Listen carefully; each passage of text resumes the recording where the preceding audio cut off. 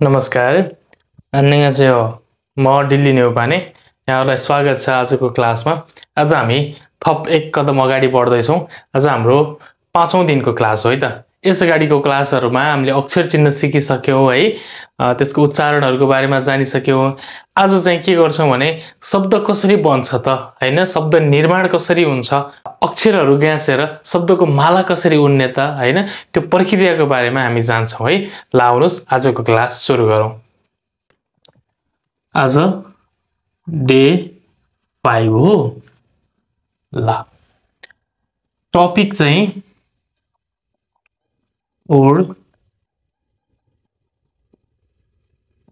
Word formation है, शब्द निर्माण, शब्द निर्माणको तरिका है।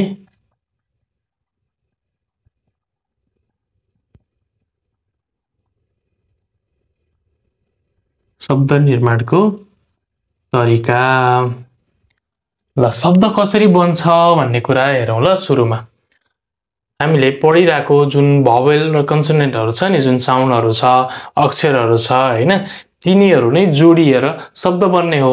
शब्द बन्दाखेरि के चाहिन्छ त? नम्बर 1 मा कन्सोनेन्ट प्लस भोवेल हुनुपर्छ है। यो चाहिँ एकदम बेसिक पोइन्ट हो। कन्सोनेन्ट पनि हुनै पर्छ, भोवेल पनि हुनै पर्छ अनिवार्य रूपमा। हामीले पढेका अक्षरहरु त के थिए? आधा थिए हैन, ग, न, द, र है। यिनीहरु चाहिँ के हो? आधा अक्षर हो है। त्यसैगरी यो चाहिँ के हो? कन्सोनेन्ट हैन। अनि भोवेलहरु के थियो? आ, या, अ, य। यिनीहरु के हो? भोवेलहरु। यो पनि के अक्षर हो? आधा अक्षर हो। अब हामीले यसलाई पूरा गराउनको लागि त के हुनुपर्छ? कन्सोनेन्टसँग भोवेल जोडिएको हुनुपर्छ है। बुझ्नुभयो?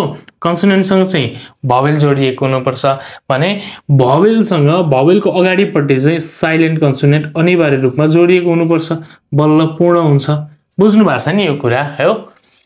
साइलेन्ट कन्सोनेन्ट नभएसम्म यो अक्षर पूरा हुँदैन है, कहीं पनि पूरा हुँदैन। अब लेखाइमा हामीले कहीं पनि भेट्दैनौं क्या यस्तो कुराहरु। यो साइलेन्ट कन्सोनेन्ट जुन अ छ, हामीले यसलाई साइलेन्ट पनि भनेर पढायो हो नि त, यो चाहिँ अनिवार्य रूपमा यहाँ हुनुपर्छ। अब हामीले अक्षर चिन्ने बेला त यतिलाई मात्रै आ भन्या हो, चिन्ने बेलामा। अब हामीले के बुझ्नु पर्यो? यसको अगाडि त एउटा कन्सोनेन्ट त अनिवार्य चाहिन्छ। यो अक्षर पूरा हुनको लागि, शब्द हुनको लागि चाहिँ के चाहिन्छ रे? कन्सोनेन्ट र भोवेल त अनिवार्य चाहियो। यो एउटा विधि भयो। त्यसैगरी अर्को विधि पनि छ। अर्को विधि भनेको कन्सोनेन्ट प्लस भोवेल हुन्छ अनि सँगसँगै झुन्डिएर आउने आधा अक्षरहरु हुन्छ, त्यसलाई भन्छ अर्को फाच्छिम है। फाच्छिमको कन्सोनेन्ट हुन्छ झुन्डिएर आउने। यो हामी आगामी क्लासहरुमा पढ्छौं। आज चाहिँ के गरौँ? हामी यी दुईटा विधिहरु हेरौँ ल। कसरी शब्द बन्दो रहेछ? हामीले अक्षर त चिन्यौं, अब ती अक्षरहरुलाई जोडेर शब्द बनाउने प्रक्रियाको बारेमा सिकौँ ल।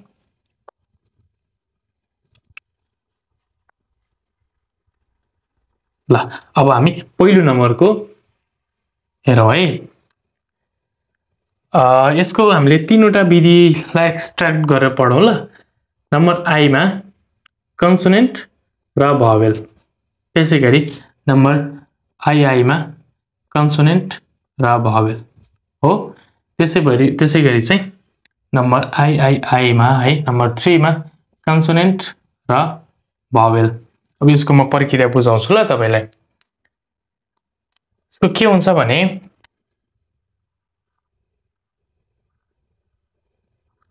कन्सोनेन्ट र भोवेल यसरी आफ्नो आफ्नो स्थानमा बसेको हुन्छ हैन, दायाँ बायाँ गरेर। अनि यो विधिमा चाहिँ कन्सोनेन्ट र भोवेल तलमाथि गरेर बसेको हुन्छ। अनि यो विधिमा चाहिँ के हुन्छ भन्नुहुन्छ भने कन्सोनेन्टसँग भोवेल यसरी बसेको हुन्छ। यो दुईटा भन्दा यो चाहिँ के फरक छ बुझ्नु भएको छ?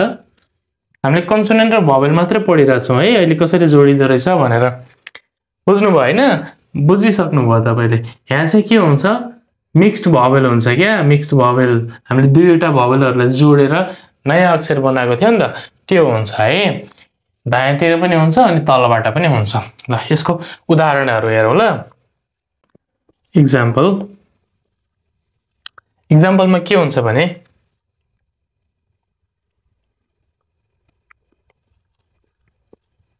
ल सजिलो अक्षरबाट जाउँ है शब्दबाट जाउँ यो कसरी बन्यो त अगाडिपट्टि के छ कन्सोनेन्ट पछाडिपट्टि भावेल अथवा बायाँपट्टि के छ कन्सोनेन्ट छ हैन दायाँपट्टि के छ भावेल छ यिनीहरुले के गर्यो आफ्नो आफ्नो स्थान लियो नि त हो बुझ्नुभयो अगाडि कन्सोनेन्ट पछाडि भावेल है छ भन्यो है यसलाई चाहिँ छ यो के हो एउटा शब्द हो हुन चाहिँ यो अक्षर हो हैन त यो अक्षर हो नि पूरा अक्षर हो नि त यो हो तर यसको के छ मिनिङ छ है यसको पनि त्यो भएर यो चाहिँ के हो शब्द हो बुझ्नुभयो यसको उच्चारण छ यो ज हो नि त खासमा त हैन र ज हो नि है हामीले पढेको तर यसको उच्चारण छ हुन्छ ज शब्दको सुरुमा आउँदा छ उच्चारण गरिन्छ भनेर हामीले पढ्न त बाँकी नै छ उच्चारणको नियमहरुमा पढ्ने हो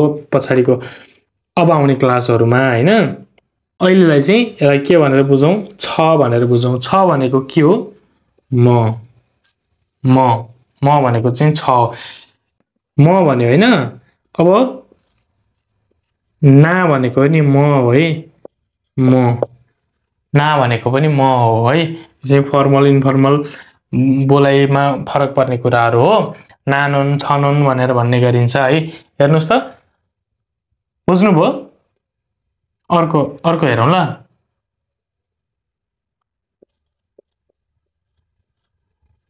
हेर्नुस् त एउटा अक्षर हो अनि के छ यसको फर्मेट कन्सोनेन्ट र भावेल हो कन्सोनेन्ट भावेल प्रक्रियामा छ नि हैन यसको उच्चारण के गर्ने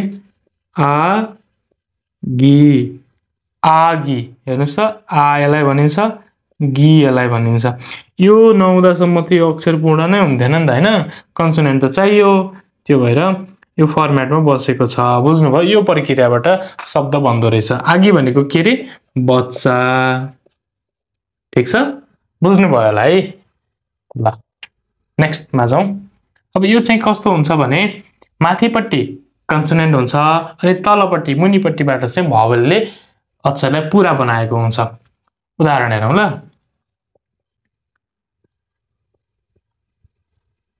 हेर्नुस् त पढ्नु यसलाई ओ हैन ओ ल यो चाहिँ के छ यो कन्सोनेन्ट तलपट्टि भावेल यो फर्मेटमा छ ठीक छ नि है फर्मेटमा बसेको छ नि त हैन ल बुझ्नु भयो अर्को उदाहरण हेरौं ल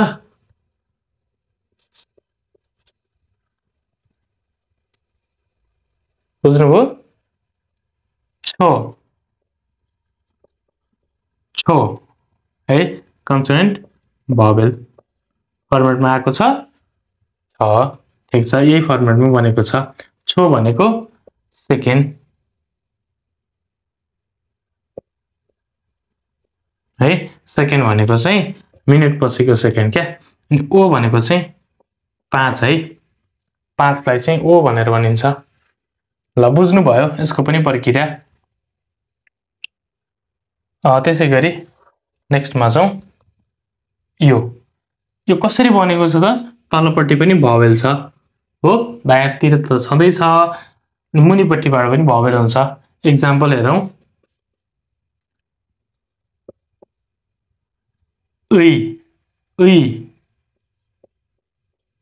जा प्रक्रिया हेर्नुस् ल कन्सोनेन्ट भावेल दुईटा भावेल लाग्छ हो कन्सोनेन्ट भावेल कन्सोनेन्ट भावेल बुझ्नुभयो यसरी बनेको हुन्छ शब्दहरु अनि यसको प्रक्रिया के छ कन्सोनेन्ट र भावेल कुन फर्मेट फर्स्टको जुन हामीले पढिरहेछौं नि फर्स्टको यसरी बन्दो रहेछ हरेक अक्षरहरु चाहिँ निर्माण हुने तरिका चाहिँ यो हो अनि अक्षरहरु जोडिएर के बन्छ शब्द बन्छ यसको उच्चारण गर्नुस् त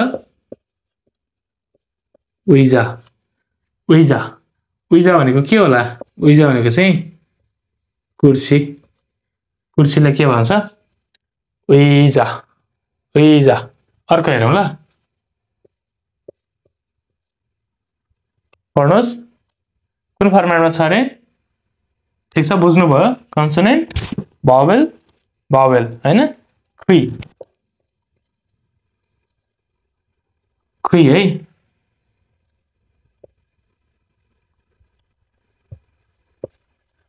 ख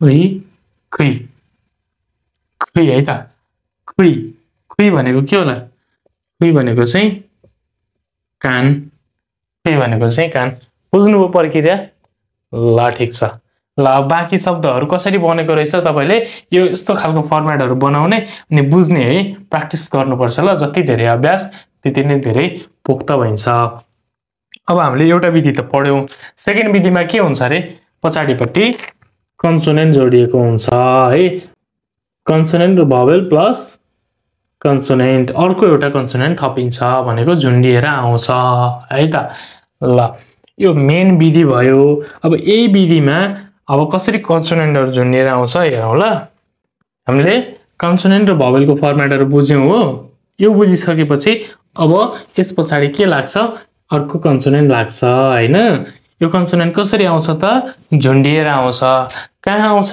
शब्दको तलपट्टि अक्षरको तलपट्टि झुन्डिएर आउँछ त्यसलाई भनिन्छ फाच्छिम फाच्छिमको रूपमा झुन्डिएर आउँछ है ल हेरौं अब यो कन्सोनेन्ट भावेल भन्दा मुनिपट्टि अर्को कन्सोनेन्ट झुन्डिएर आउँछ यसलाई आधा उच्चारण गर्ने गरिन्छ आधा उच्चारण गरिन्छ है यसको नोटमा टिप्दा पनि हुन्छ अनि यहाँ पनि तलपट्टिबाट अर्को कन्सोनेन्ट आउँछ अनि यहाँ पनि तलबाट अर्को कन्सोनेन्ट आउँछ बुझ्नु भयो कन्सोनेन्ट भावेल कन्सोनेन्ट कन्सोनेन्ट भनेको व्यञ्जन वर्ण गण दर हैन अनि भावेल भनेको चाहिँ आया अय स्वरबाट है कन्सोनेन्ट भावेल कन्सोनेन्ट भावेल कन्सोनेन्ट हेर्नुस् त तलपट्टिबाट कसरी जोडिँदो रहेछ हो बुझ्नु भयो बुझिएन भने कमेन्ट बक्समा ट्याक्क लेख्नु होला है ल अनि लाइक शेयर सब्स्क्राइब गर्न चाहिँ नबिर्सिनु होला हेरौँ है यसको उदाहरणहरु जस्तो कि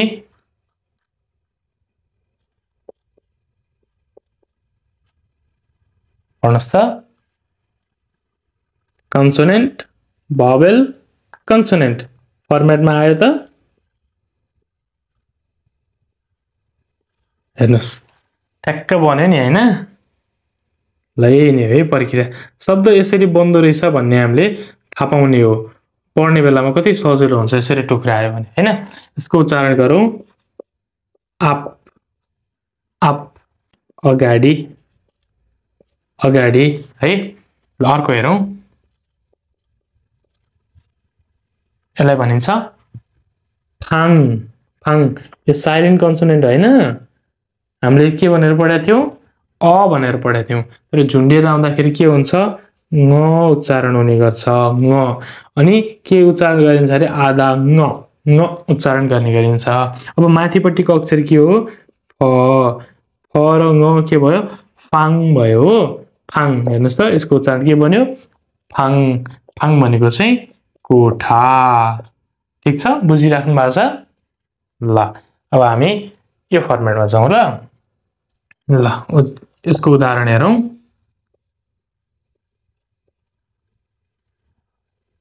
पढ्नुस् मोक मोक है मोक हेर्नुस् त झुन्डिएर आएको अक्षरलाई आधा उच्चारण गरिन्छ अब यसको उच्चारणहरु फरक हुन्छ हैन अब हामी उच्चारणको विधिहरु पढ्छौं नै हामीले यसलाई के भनेर पढ्या रे ग भनेर पढ्या हैन मोग नभनेर मोक भन्यो नि हो अब यो झुन्डिएर आउँदाखेरि चाहिँ क उच्चारण हुने गर्छ उच्चारणको विधिहरु पढेपछि प्रष्ट भइ नै हाल्छ है ल यसलाई चाहिँ के भन्ने रे मोक है त मोक फर्मेटमा छ नि हैन कन्सोनेन्ट भावेल कन्सोनेन्ट ट्याक्क यसरी बसेको छ बुझ्नु भएको छ है मोक भनेको चाहिँ घाँटी मुख भनेको चाहिँ घाँटी अर्को हेरौँ है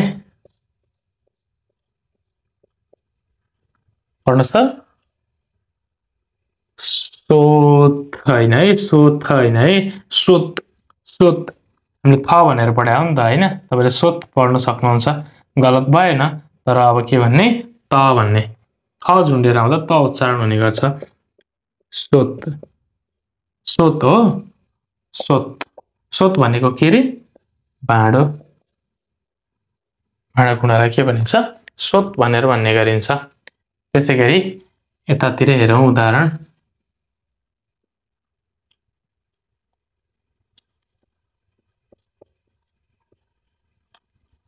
पढ्नुस् त फर्मेटमा छ कि छैन पहिला त त्यो हेरौँ है। फर्मेटमा छ भने ठिक छ, यो शब्द यसरी नै बनेको रहेछ फर्मेटको आधारमा भन्ने थाहा हुन्छ। यो कन्सोनेन्ट हो ठिक छ, भावेल हो ठिक छ, दायाँतिर पनि भावेल हो ठिक छ, अनि तलपट्टि के हो कन्सोनेन्ट हो ठिक छ। ठिक छ बन्यो, चारवटा अक्षरहरू आयो कन्सोनेन्ट भावेल भावेल कन्सोनेन्ट हैन, कन्सोनेन्ट भावेल भावेल कन्सोनेन्ट हो।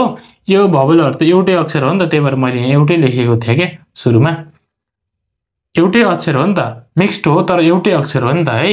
त्यसरी यो उ र अ त एउटै हो नि त, हामीले दुईटा अक्षर पो पढेको त, जोडिएर आएको हो भनेर पो पढेको त हैन, तर अक्षर त एउटै हो, त्यही भएर यसलाई एउटै अक्षर भनेर पढ्ने बुझ्ने है। ल यसको पनि भयो। अब यसको उच्चारण गरौँ त,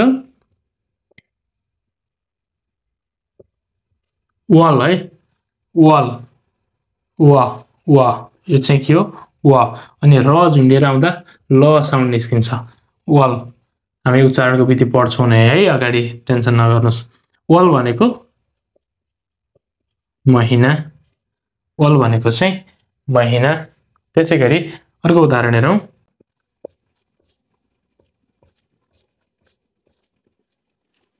पढ्नुस् त,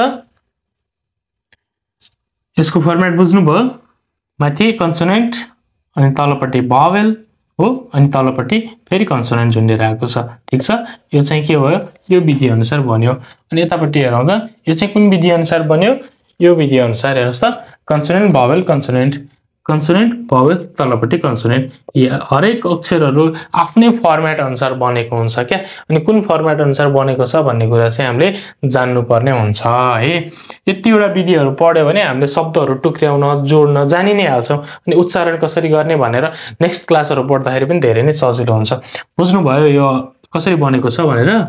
फेरि लेखेँ ल मैले, consonant vowel vowel consonant, consonant vowel अनि तलबाट कन्सोनेन्ट। बुझ्नुभयो है? यसलाई भनिन्छ खन्सिम, खन्सिम है, खन्सिम। खन्सिम भनेको चाहिँ चासो, चासो गर्नु, कन्सर्न राख्नु, केही कुराहरूसँग हामी चासो राख्छौँ नि त, हो त्यो चासो भनेको चाहिँ यसलाई खन्सिम भनेर भनिन्छ है त। बुझ्नुभयो? दुईवटा उदाहरण हेऱ्यौँ होइन हामीले। अब अर्को एउटा चाहिँ प्याटर्न कस्तो हुन्छ भने, झुन्डिएर आउने अक्षरहरू कहिलेकाहीँ डबल अक्षरहरू आउने गर्छ, पछि हामीले सिक्दै गइहाल्छौँ। यति तीनवटा प्याटर्नहरू पढ्यो भने हामीलाई पुगि नै हाल्छ। यो चाहिँ नम्बर 2 होला, अघिको नम्बर 1 थियो। 1 नम्बरमा के रे, कन्सोनेन्ट प्लस भावेल, नम्बर 2 मा चाहिँ consonant plus vowel plus consonant हैन, यो चाहिँ फात्सिम हुन्छ। अनि एउटा कुरा सम्झिनुस् ल, फात्सिममा आउने अक्षरहरू जहिले पनि के आउँछ, कन्सोनेन्ट मात्र आउँछ हैन, भावेल कहिले पनि आउँदैन है, भावेलहरू झुन्डिएर कहिले पनि आउँदैन। यहाँ तलपट्टिबाट आउने यस्तो अक्षरहरू छ नि, यो तलबाट यो नभएको भए तलबाट यो अक्षर आयो नि त हो, यो अक्षर यो फात्सिम होइन, झुन्डिएर आउने अक्षर चाहिँ होइन है। अब नेक्स्ट क्लासमा पढ्नु नै छ, बुझ्नुभयो? भावेल कहिले पनि झुन्डिएर आउँदैन फात्सिमको रूपमा। ल आजको टपिक चाहिँ यति नै थियो है त, दुईवटा टपिकको दुईवटा उदाहरण पनि हेऱ्यौँ होइन, बुझ्नुभयो होला। अनि यो कन्सोनेन्ट डबल भएर आउने कुराहरू त हामी पछि उच्चारणको नियमहरूमा पढ्छौँ ल। यहाँ मुनि डबल कन्सोनेन्टहरू आउँछ, जस्तो कि यसरी आउँछ क्या, जोडिएर आउँछ, यसरी आउँछ है, डबल कन्सोनेन्टहरू आउँछ। तर यो चाहिँ एउटै अक्षर हो है, यो मात्रै दुईटा कन्सोनेन्ट हो। ल यी बाँकी हामीले पढ्छौँ नेक्स्ट क्लासहरूमा। आजको क्लास यति नै गरौँ। नबुझेको कुराहरू छ भने कमेन्ट सेक्सनमा जरुर राखिदिनु होला हैन। अनि भिडियो राम्रो लाग्यो, बुझ्नु भएको छ भने साथीभाइमा आज पनि सेयर गरिदिनु होला, लाइक गरिदिनु होला, कमेन्ट गर्न नबिर्सिनु होला, बुझेको छु भनेर अथवा यहाँनिर बुझिन भनेर भन्नु होला। मैले सक्दो छिटो चाहिँ रेस्पोन्स गर्ने प्रयास गर्ने नै छु। आजलाई यति नै गरौँ। नमस्कार, खम्सामनिदा।